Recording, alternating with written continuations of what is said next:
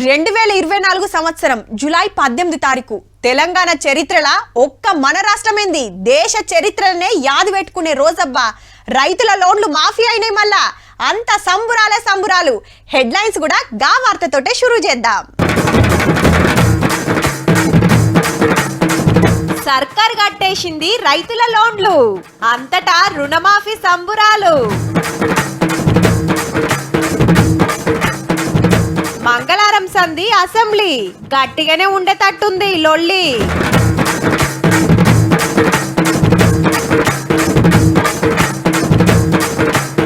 షురైనై DSC పరీక్షలు నిరుద్యోగులతోటి చర్చలు.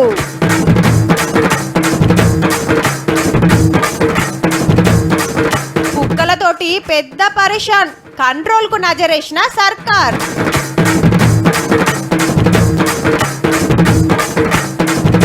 Trolling మీద షిన్మోళ్ళు గరం. ట్రోల్స్ చేసే వాళ్ళని నేను ఏమంటానంటే టెర్రరిజం. మూలకెత్తని ఇత్తనాలు ఇచ్చి ఒకడు ముంచుతాడు, పురుగుజావని మందులిచ్చి ఒకడు నెత్తిల చేయి పెడతాడు. అదనుకు ఆనలు వడక అట్ల కొంత లాసు. పంట కోతకొచ్చే టైంలా తుఫాన్ లేస్తే అదో నష్టం. మార్కెట్ పోతే బోకర్గాళ్ళు రేటు పెట్టక మోసం చేస్తారు. కష్టాలు నష్టాలు ఈదుకుంటా మట్టిల మరలబడుకుంటా దేశానికి అన్నం పెట్టే రైతన్నకు ఆసర కావాలి కదా. పంట అమ్మంగానే పైకం కట్టేస్తా అని బ్యాంకుల లోన్లు తెచ్చుకుంటే ఏండ్ల కమానం పెండింగ్ పడే. కొంతన్న అలా బాధలు తప్పియాలని ఇవాళ ఈ కార్యం శురువైంది. రైతన్నలు మీకోసమే.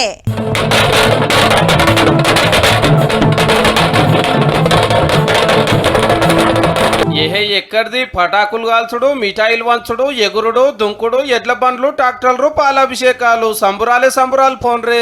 రైతు రుణమాఫీ అయింది. మళ్ళా సచివాలయంలో సీఎం సారు మంత్రులు రైతులకు చెక్కులు వంచుడుతోటి అందరి అకౌంట్లలో పైసలు పడ్డాయి. 11,50,193 మంది రైతులు ఒక్కొక్కరికి ₹1,00,000. 6,098 కోట్ల రూపాయలను మొదటి విడతగా ₹1,00,000 వరకు అప్పున్న రైతులకు మొత్తానికి ఈ రోజు మీ ఖాతాలో జమ చేసి రైతు రుణ విముక్తి కలిగించి ఇవాళ ఈ దేశంలో ఉండే కోట్లాది మంది రైతులకు రాజకీయ పార్టీలకు తెలంగాణ మోడల్ ఆదర్శంగా నిలబడబోతుంది. మాట ఇచ్చినట్టే 15 ఆగస్టు లోపల 2 లక్షల లోన్లు మొత్తం 31,000 కోట్లు పక్కా మాఫీ చేస్తారట. 0 నుంచి 1,50,000 వరకు ఉన్న లక్షలాది మంది రైతులకు రెండవ విడత 100% రుణమాఫీ చేస్తాము. మూడవ విడత 0 నుంచి 2 లక్షల వరకు. దేశంలో ఇంకెవ్వరు రైతులకు ఇంత ఆసరా కాలేదని పాత గవర్నమెంట్ చేసిన అప్పుల కుప్ప చెప్పిండు. 7 లక్షల కోట్ల రూపాయలు ఆయన గారు అప్పు చేస్తే పెద్దలు బట్టి విక్రమార్క గారు ప్రతి నెల 7,000 కోట్ల రూపాయలు మితి కడుతున్నాడు. అట్లనే రేషన్ కార్డు కు రుణమాఫీకి లింకే లేదని మళ్ళొకసారి క్లియర్ గా చెప్పింది గవర్నమెంట్. రేషన్ కార్డు కుటుంబాన్ని గుర్తించడానికి మాత్రమే, రైతు రుణమాఫీ చేయడానికి రేషన్ కార్డు ప్రాతిపదిక కాదు. 32 బ్యాంకులు 4,276 బ్రాంచీలలో రైతుల ఖాతాలు అందులో పైసలు పడుతున్నాయి. ప్రతి పైసా కూడా రైతు చేతిలోకి పోవాలి. మీరు పాత బాకీలో వేరే అకౌంట్ లోకి మార్చేటటువంటి అవకాశం లేకుండా అలా అన్ని బ్యాంకులకి ఇన్స్ట్రక్షన్స్ ఇవ్వమని చెప్పాం. 560 రైతు వేదికలకు రైతులు, లీడర్లు, కలెక్టర్లు, ఆఫీసర్లు అందరూ వచ్చి కూకుంటే CM Revanth Reddy sir video conference లో ముచ్చట పెట్టిండు. ఫస్ట్ 70,000 ఇచ్చిన సార్, ఇప్పుడు ఎంత మాఫీ అవుతుంది? మొత్తం మాఫీ అయింది సార్. నాట్లేసుకుంటూ కూడా స్వీట్లు పంచుకుంటూ రైతులంతా ఉత్సాహంగా గంతులేస్తున్నారు. మొట్టమొదటిసారిగా ఈ 10 ఏళ్లలో అంకాపూర్ చికెన్ తినిపిస్తావా లేదా మరి రుణమాఫీ చేయడానికి? అంకాపూర్ తప్పకుండా ఈ కార్యక్రమంతో చాలా మంది రైతులలో మంచి ఆనందం వెళ్తుంది సార్. అప్పట్లో వరంగల్ డిక్లరేషన్ పేరు మీద రాహుల్ గాంధీ సార్ మాట ఇచ్చిండు, పార్టీని గెలిపిస్తే రైతుల లోన్లు మాఫీ చేస్తామని. పవర్లోకి వచ్చిన 7 నెలలకే సుక్తా చేసినందుకు ఈ కార్యం పెట్టుకున్నారు. ఈ నెలాఖరులో శ్రీ రాహుల్ గాంధీ గారిని ఒక గొప్ప బహిరంగ సభ, అట్లనే గులాబీ లీడర్ సవాల్ కూడా యాద్ చేసిండు లోన్లు కట్టేస్తున్నందుకు. ఆనాడు సవాళ్లు విసిరిన వాళ్ళకి నా విజ్ఞప్తి ఒకటే, మిమ్మల్ని రాజీనామా చేయమని మేము అడగం. ఎందుకంటే మీరు ఎట్లాగో పారిపోతారు మాకు తెలుసు. పట్నం నుంచి పల్లె దాకా, చౌరస్తలకెళ్లి చేన్ల దాకా అంతటా జోరుగా జరుగుతున్నాయి సంబురాలు. బహుశా భారతదేశ చరిత్రలో ఏ రాష్ట్రంలో కూడా ఒకటేసారి 2 లక్షల రూపాయలు రుణమాఫీ చేసినటువంటి చరిత్ర లేదు. అలాంటి టిఆర్ఎస్ ప్రభుత్వం 5 సంవత్సరాలు కూడా కనీసం ₹1,00,000 రుణమాఫీ కూడా చేయలేకపోయారు. ఏ రాష్ట్రంలో కూడా ఇంతగానం మాఫీ కాలేదట. మళ్ళా అప్పట్లో మన్మోహన్ సింగ్ సార్ ప్రధానమంత్రి ఉండగా దేశం మొత్తం కలిపి 75,000 కోట్ల లోన్లు కట్టేస్తే ఇప్పుడు మనకాన్నే 31,000 కోట్లు అంటే చూడుండ్రిగా. అది కూడా మితితోటి సర్కారు వచ్చిన 8 నెలలకే. ఈ రోజు రాష్ట్రంలోని 481 కోట్లు మన జిల్లానే హైయెస్ట్ ఇవాళ ఒక్క రోజు మాఫించడం ఉంటుంది. ఏదైతే కేసీఆర్ మొత్తము నాశనం చేసినాడో, ఇంత ఇబ్బందులు ఉన్నప్పటికీ కూడా మాట చెప్పిన మాట నిలబెట్టుకోవాలని చెప్పి ఈ పథకము అమలు చేస్తున్నారు రేవంత్ రెడ్డి గారు. యావత్ భారతదేశ చరిత్రలో సువర్ణాక్షరాలతో లిఖించబడేటువంటి కార్యక్రమం. ఈ 3 దశాబ్దాల రాజకీయ ప్రస్థానంలో ఇంత గొప్ప నిర్ణయాన్ని ఎప్పుడు చూడలేదు. రైతన్న వాడు ఒక్కడుగా మిగిలిపోడు, మేమందరం ఉన్నామని చెప్పి, ప్రభుత్వం ఉందని చెప్పి దీనికి పెద్ద ఎగ్జాంపుల్ ఇది. సర్కారే బ్యాంకు బాకీ కట్టేస్తున్నందుకు రైతులు ఏమంటున్నారో కూడా తెలుసుకోవాలి కదా. గత ప్రభుత్వం 1,04,000 సంవత్సరాలు చేసింది, ఇది ఒకేసారి కదా సార్. దీన్ని మంచి అనుకుంటు కానీ దాన్ని ఎట్లా అనుకుందాం? ఎవ్వరు కూడా ఇంత సాయం ఏ ప్రభుత్వం కూడా చేయలే. 2 లక్షలు రుణమాఫీ చేయంగా మేము ఎన్నడూ చూడలేక చాలా సంతోషం. 10 సంవత్సరాల దాకా 25,000, 10,000 ఇట్లా అట్లా అనుకుంటా సగం మందికి ఎగబెట్టిన ప్రభుత్వం అది. నాకు 1,00,000 రూపాయలు మాపై 60,000 నీకు మిగిలినట్టే. ఏం చేయబోతున్నావు ఇంకా మరి మిగిలిన పైసలు? మా బిడ్డకి ఫీజు కట్టాలి. ఇప్పుడు పోయినసారి చేస్తున్నా అని కేసీఆర్ ఏం చేసిండు? 40 మందికి వేసిండు, 50 మందికి వేయలేదు. రైతుల కోసం ఏళ్ళకెళ్ళి ఎవ్వరు చేయలేని పని చేసినందుకు ఇవాళ ఒక్కనాడే కాదు 3 రోజులు చేస్తారట ఈ సంబురాలు.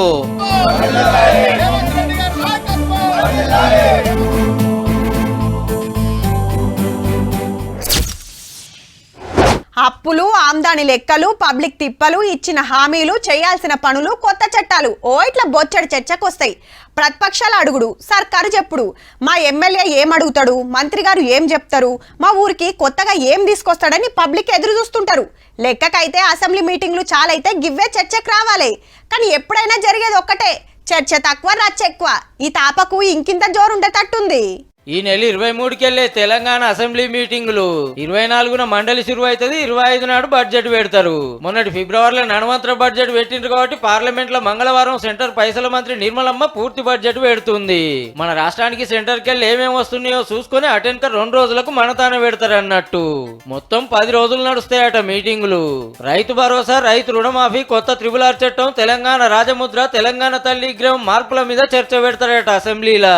కానీ కాళేశ్వరం కరెంట్ కమిషన్ ఎంక్వైరీ మీద అటు జంపింగ్ల మీద లడాయి నడిచేటట్టుంది కారుకు సర్కారుకు. అడ్డగోలుగా ప్రాజెక్టులు కట్టి ఆగం చేసిండ్రు, ఎక్కువ రేటు కరెంటు కొని సర్కారు పైకం తిన్నారని కాంగ్రెస్ గుస్సా అవుతుంటే మా 10 మంది ఎమ్మెల్యేలు 6 ఎమ్మెల్సీలను గుంజుకున్నారని కారోళ్ళు కారాలు మిరియాలు నూరుతున్నారు. ఇసొంటి టైంలో అసెంబ్లీ మీటింగులు అంటే రచ్చ గట్టిగానే ఉంటది. గాముచ్చట సరే గాని ఈ మీటింగుల కన్నా కేసీఆర్ సార్ వస్తాడో మళ్ళా డుమ్మానే కొడతాడో మరి.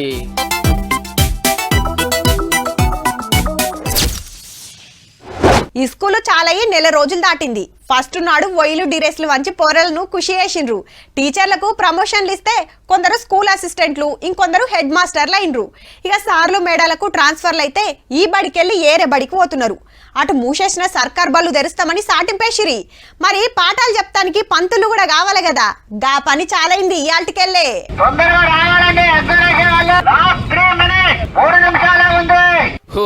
ఊరుకుడు నిమిషం ఆలస్యమైన గేట్లు మూసేస్తారు. మరి డిఎస్సి పరీక్షలు గింత స్ట్రిక్ట్ గా చాలా అయినాయి. లేట్ అయిన వాళ్ళు ఆల్ టికెట్లు పెన్నులు పట్టుకొని సెంట్రల్ రకు రన్నింగ్ చేసినారు. పొద్దుగాల 9కెళ్ళి 11:30, మధ్యాహ్నం 2కెళ్ళి 4:30 దాకా 2 సెషన్లు నడిచినాయి. 2.5 లక్షల మంది ఆగస్టు 5 దాకా ఎవరికి ఇచ్చిన డేట్ల ప్రకారం వాళ్ళు ఎగ్జామ్ రాస్తారు. టెన్షన్ ఉంది కానీ పోస్టులు తక్కువ ఉన్నాయి కాబట్టి కాన్ఫిడెంట్ తగ్గిపోయింది. మాకు కొంచెం ఎక్కువ పోస్టులు యాడ్ చేసి ఉంటే బాగుండేది. జరిగిన పరీక్షల నేపథ్యం చూస్తే ఇది కరెక్ట్ సిస్టమే. దాంతో పాటు కొంచెం సెక్యూరిటీ కూడా ఇస్తే బాగుంటుంది. అమ్మ పరీక్ష రాస్తానికి పోయినట్టుంది. మన్మరాలకి ఉయ్యాల గట్టి ఆడిస్తున్నది అమ్మమ్మ. దివ్యాంగులు వస్తే మీదికి తీసుకుపోతానికి సాయం చేసిండ్రు. అయితే డిఎస్సి వాయిదా వేయాలని 10 మంది హైకోర్టులో కేసేస్తే ఇంతకు మీరు పరీక్షలు రాస్తురా, మరి ఆల్ టికెట్లు ఏవి అని క్వశ్చన్ చేసిండు జడ్జి సారు. విచారణ 40 రోజులు వాయిదా పడ్డది. నోటిఫికేషన్ కు ఎగ్జామ్ కు 4 నెలల టైం ఉంది. చదివటానికి సరిపోదు అనేది వాళ్ళ మాట. ఈ ఇటు చూడండి, సర్కార్ తరపున నిరుద్యోగులతోటి చర్చలు. MP Kiran Kumar Reddy sir, MLC Balmoor Venkatanna వచ్చిండ్రు. చర్చలో పిలిచినందుకు చాలా థ్యాంక్ చెప్తున్నాము రేవంత్ రెడ్డి గారికి. కానీ 1:100 గురించి కానీ ఇంకా మిగతా విషయాల గురించి కానీ మేము అంత రివీల్ చేయదలుచుకోలేదు. లీగల్ ఇష్యూస్ వస్తాయి. కానీ పోస్టులు పెంపకం గురించి ముఖ్యంగా ఆలోచన చేయండి. ఎగ్జామ్ ఖచ్చితంగా డిసెంబర్ జరగాలి. పోస్టులు కూడా పెంచి ఎగ్జామ్స్ డిసెంబర్లో కండక్ట్ చేయాలని మేము అందరం గవర్నమెంట్ ని రిక్వెస్ట్ చేస్తున్నాం. జాబ్ లకు ప్రిపేర్ అవుతున్న వాళ్ళు చెప్పినవన్నీ నింబలంగిన్నారు. మనోళ్ళ డౌట్లు డిమాండ్లను తీసుకొని పోయి సీఎం సార్ కి చెప్తారటిగా. దీన్ని ముఖ్యమంత్రి గారు సానుకూలంగా స్పందిస్తున్నారు. ప్రతిపక్షాలు చేసే కుట్రల మీరు ఎవరో 4-5 మీ విద్యార్థి విభాగంలో వాళ్ళ కుట్రలో ఒక భాగం అయితే మిగతా 95% మంది విద్యార్థులకు అన్యాయం జరుగుద్ది. ఇక గవర్నమెంట్ ఏం డిసైడ్ చేస్తుందో గానీ ఇట్లా విలువ నప్పుకొని మాట్లాడినందుకైతే మనోళ్ళు ఫుల్ ఖుషీలు ఉన్నారు. 10 ఏళ్లలో ఎన్నడూ ఇట్లా వెలిచింది లేదాయే, మాట్లాడింది లేదాయే మరి.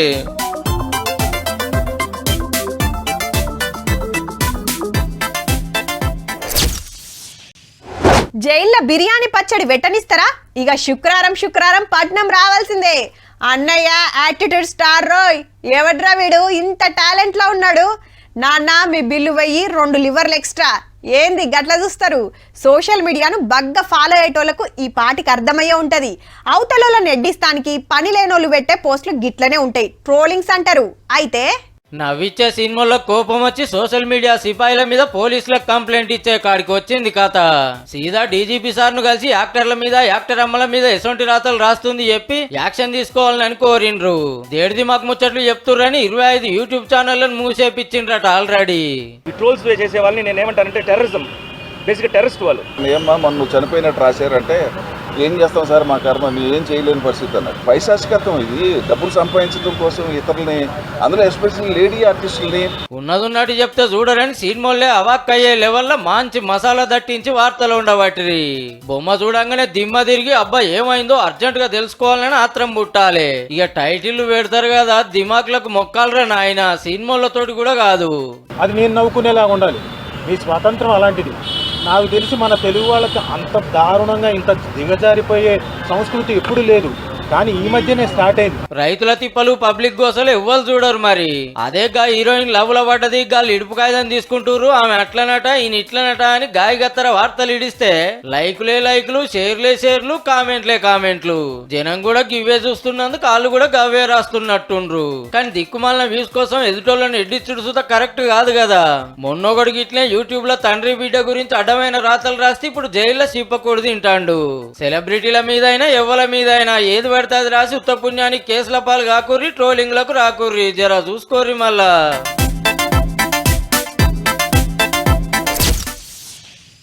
మొన్న ఇంటి పక్కోళ్ళు పోయొచ్చిరట. ఆడ దిగిన ఫోటోలు చూపెట్టుకుంటా చిన్న మురిపెం కాదా ఆమెది. నిన్న వాట్సాప్ స్టేటస్ లో సుతపెట్టింది, ఫేస్బుక్ లోకి ఎక్కించింది. అబ్బా ఇప్పుడే పోతే మంచిగుండు అనిపించింది ఆ ఫోటోలు చూస్తుంటే. కానీ నువ్వేమో సెలవు లేదు రేపు మాపు అంటవాయే. ఈ ఐతారం గిట్లా తీసుకపోవాలి చూడు. ఇగో గిట్ల పోరు పెడుతుంది వరంగల్లా ఒక అక్క ఇంటాయనతోని. ఇంతకు పోయేది ఏడికి అంటారా? చూడుర్రు మీరే. అటు జలపాతం దుంకుడు, ఇల్లు నీళ్లెగురు దుంకుడు. ములుగు జిల్లా బొగత జలపాతం అందాలకు ఫిదా అవుతున్నారు టూరిస్టులు. ప్రాజెక్టు గేట్లెత్తుతో ఉరికొచ్చినట్టు అంతెత్తు మించలి పాలనురుగు లెక్క వంగుతుంటే వీళ్ళదైతే చిన్న సంబరం కాదు.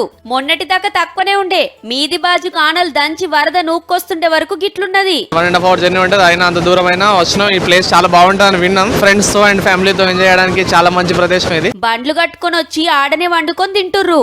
చుట్టుముట్టు జిల్లాలే కాదు, హైదరాబాద్, అటు ఆంధ్ర, ఛత్తీస్గఢ్ నుంచి సుత వస్తురు చూస్తానికి. మేము హైదరాబాద్ నుంచి వచ్చాము, ఫ్రెండ్స్ అందరం వచ్చాము. చాలా బాగుంది, వర్షం పడుతుంది, వర్షంలో ఇంకా చాలా బాగుంది. సెల్ఫీలు వీడియోలు గుంజుకుంటా చిన్న మురిపం కాదు, లోపటికి ఎవ్వలను దిగనిస్తలేరు ఆయంత వరద నుక్కపోగలా అని. ఆనకాలం చాలైనాక ఇదే తొలుత కాబట్టి పబ్లిక్ సంబరం గిట్లున్నది. ఫస్ట్ టైం విజిట్ చేసినందుకు చాలా బాగుంది, మరి ఇంకోసారి కూడా రావాలని అనిపిస్తుంది. బోగదా వాటర్ ఫాల్స్ దగ్గర చూస్తున్నారు కదా వ్యూ ఎంత బాగుందో. చాలా మంది ఎంజాయ్ చేయడానికి వచ్చారు, కాకపోతే జాగ్రత్తగా ఉండాలి ఇక్కడ. రువ్వడి గురుకొస్తుంది కాబట్టి ఆత్రమాత్రం చేయకుండా జర పైలంగ పోయి పైలంగ రారి మరి.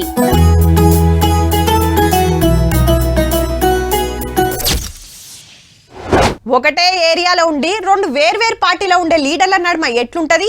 పచ్చగడ్డేస్తే బగ్గుమంటది. దినం మైకుల ముంగటికొచ్చి నువ్విట్లా అంటే నువ్విట్లా అని ఎత్తేసుకుంటే ఉంటది. అధికార పార్టీలు ఉన్నోళ్ళు జరంత గట్టిగానే ఎగురుతారనుకోర్రి, అది ఏరే ముచ్చట. ఇక ఎవరో ఒకరు నేను సుత మీ పార్టీల షేరికైతా అని పాతయన్ని మర్చిపోయి పోతే అట్లా రావాలి దారికని కన్వగా అప్పుడే ఉంటది. ఎక్కడైనా ఇట్లనే నడుస్తుండొచ్చు గాని గీ సార్తన అస్సలు నడవది. ఇది సీన్ నెంబర్ 1. ఇదేమో సీన్ నెంబర్ 2. చేస్తుండే. రైట్ గా కథలకు పోదాము. ఈ స్కూల్ పిల్లగాని లెక్క చేతులు కట్టుకొని నిలబడ్డది లాయర్ శ్రీనివాసులు. మెత్తటి కుర్చీలో కూకున్నది ఆంధ్రాల తాడిపర్తి టీడీపీ లీడరు జేసీ ప్రభాకర్ రెడ్డి గారు. అప్పట్లో వకీల్ సాబ్ ఈ సార్ తోటే ఉండి వైసీపీ పవర్లకు రాగానే జంప్ అయ్యి జేసీ గారితో జగడం పెట్టుకున్నాడు గట్టిగానే. మళ్ళీ ఇప్పుడు టీడీపీ అధికారంలోకి వచ్చి ప్రభాకర్ రెడ్డి సార్ కొడుకు ఎమ్మెల్యే అయ్యే వరకు సార్ ఇంటి కురుకొచ్చి అన్నా నీతోటే ఉంటా, నువ్వు ఎట్లా చెప్తే గట్లనే నీకు దండం పెడతా అని బతిమిలాడిండు. మళ్ళీ ఇప్పుడు టీడీపీ అధికారంలోకి వచ్చి ప్రభాకర్ రెడ్డి సార్ ఎమ్మెల్యే అయ్యే వరకు సార్ ఇంటి కురుకొచ్చి అన్నా నీతోటే ఉంటా, నువ్వు ఎట్లా చెప్తే గట్లనే నీకు దండం పెడతా అని బతిమిలాడిండు. చేలు నన్ను తిట్టిపోయినవి మళ్ళెందుకు వచ్చినావని గిట్ల ఎత్తుకపోయి బాజా అట్లా ఎత్తేపిచ్చేండు. అయినా మళ్ళీ ఇటే వస్తున్నాడు చూడండి. అంటే కష్టకాలం విడిచిపెట్టిపోయిన వాళ్ళు పవర్లకు రాగానే వస్తే నాకు వద్దని సినిమా చూపించింది అన్నట్టు. జేసీ ప్రభాకర్ రెడ్డి గారు అంటే గట్లుంటది మళ్ళా.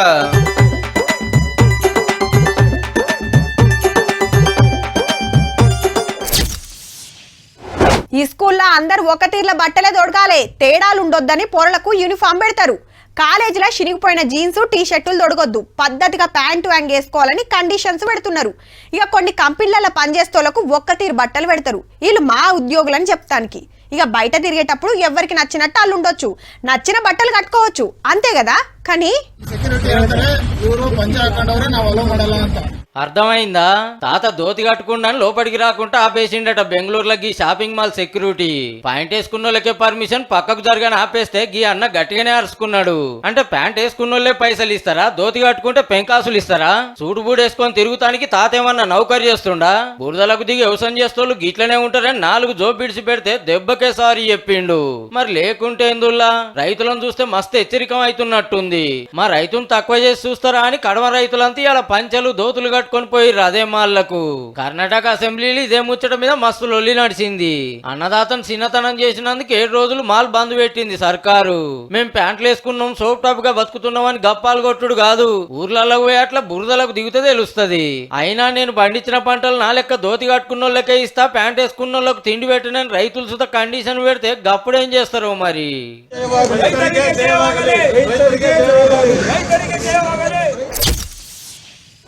తెలంగాణలో ప్రాజెక్టులలో అవినీతి నడిచిందని ఎంక్వైరీల మీద ఎంక్వైరీలు నడుస్తున్నాయి.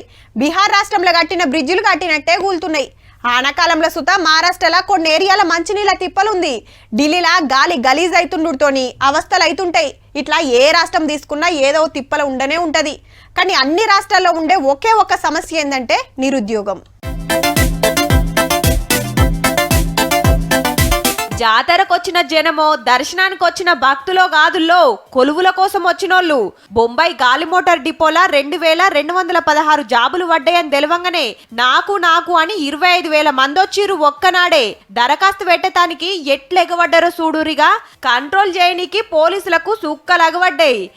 ఎయిర్పోర్ట్ల కొలువంటే రారా మరి వస్తారు, సుకున్ జాబు, లక్షల జీతం అంటూరు కదా. కానీ మనోళ్ళు చేయాల్సిన పనేందంటే విమానాల్లో వచ్చిన మూటలు దించుడు ఎత్తుడు. అల్కగా చెప్పాలంటే బయట హమాలి పని లెక్క. ఇక జీతానికి వస్తే నెలకు 22,000, గట్లనే ఓటీలు చేసుకుంటే 30,000 దాకొస్తాయి. ఈ జాబ్ల కోసానికి డిగ్రీలు పీజీలు చేసినోళ్ళు 1,000 మంది ఇరగబడుతురు అన్నట్టు. మొన్న చూడలే గుజరాత్ లా ఓ కంపెనోళ్ళు 10 మంది కావాలంటే 1800 మందికొచ్చిండ్రు. మళ్ళా చిన్న జాబ్లే, మోతాదు జీతాలే. దేశంలా నిరుద్యోగం ఎట్లుందో చూడురిగా. అయితే మహారాష్ట్ర సర్కారు 5,500 కోట్లతోటి మా సక్కటి పథకం పెట్టిందుల్లో. ఇంటర్ పాస్ అయితే 6,000, డిప్లొమా ఐటీఐ చేస్తే 8,000, డిగ్రీ పీజీ ఉంటే నెలకు 10,000 అకౌంట్లు వేస్తుంది. అందరికీ కాదు, 18 ఏండ్ల నుంచి 35 ఏండ్ల ఏజోళ్ళకే. అది సుత 6 నెలల దాకానే. ఈ లోపట ఏదో కొలువు చూసుకోవాలి. 3-4 నెలలైతే మహారాష్ట్రలో అసెంబ్లీ ఎలక్షన్లు ఉన్నాయి. మళ్ళా చదువుకున్నోళ్ళ ఓట్లు పట్టడానికి కోట్లు గుమ్మరిస్తుర్రన్నట్టు.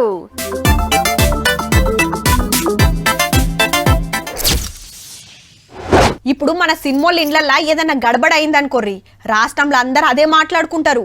ఇక హిందీ సినిమాల ఇండ్లలోనో సెంటర్ లెవెల్లో తోపు లీడర్ల ఇండ్లల్లో ఏదన్నా అయిందంటే దేశమంతా అటే చూస్తుంటది. అట్లనే దునియాల పేరు పోయిన వాళ్ళ గురించి సుతా దునియా దేశాలన్నీ గుసగుసలాడతాయి. మరి ఇప్పుడు ఏడ ఏమైంది అంటారా? ఈ వార్త చూస్తే మీకే సంజ అవుతుంది. ప్రియమైన పెనిమిటి గారు, మీరు ఏరేటోళ్ళ సోపతి పట్టిండ్రు, ఇక మీతోనుండలేను, మీకు నాకు ఇడాకులు ఇడాకులు ఇడాకులు ఇట్లు మీ మాజీ భార్య అని ఇన్స్టాగ్రామ్ లో ఒక్క పోస్ట్ పెట్టి ఇంటాయనకు గింత అలకగా ఇడుపుగాయిదం ఇచ్చింది మేడం. ఎవలనుకున్నారు? దుబాయ్ ప్రధానమంత్రి బిడ్డే యువరాణి షైకా మెహ్రా. ఎన్నేండ్లైతుందో పెండ్లై అనుకునేరు. నిరుడు మేల లగ్గమైతే 2 నెలల కిందనే ఓ బిడ్డ ఇళ్లకు. సారుకు మేడానికి షానొద్దుల కాంచెలు పురిగలుస్తలేదట. సూషి నిన్న ఇడుపు కాయిదాలు తీసుకుందన్నట్టు. హిడాకులిచ్చుడు గింత విజినా అంటుర్రా? లెక్కకైతే ముస్లిం దేశాలల్లా 3 మాటల తలాక్ అని మొగోళ్ళు చెప్పే రూల్ ఉంది. ఆడోళ్ళు కులా అని ఇంకో పద్ధతిలో ఇడుపు కాయిదం తీసుకోవచ్చట. అప్పుడప్పుడు మహిళలు సుత ట్రిపుల్ తలాక్ చెప్పే కోపుందట. గా మాట నోటి నుంచి వచ్చిందంటే అయిపోయి పెండ్లి ఇచ్చుకపోయినట్టే. అయితే మేడం సోషల్ మీడియాలోనే పోస్ట్ పెట్టే వరకు దునియా అంతా చర్చ నడుస్తుందన్నట్టు. మహిళా శక్తి చూపెట్టినవని కొందరు తారీఫ్ చేస్తుంటే ఇంకొందరు కూకొని మాట్లాడుకోవాలి గాని ఇదేందవ్వా అంటుర్రు. మరి మీరేమంటారో మీ ఇష్టమిగా. చూసిండ్రు కదా, ఇక ఇవ్వుల్లా ఇయాల్టి తిన్మార్ ముచ్చట్లు ఉంటామల్లా. నమస్తే.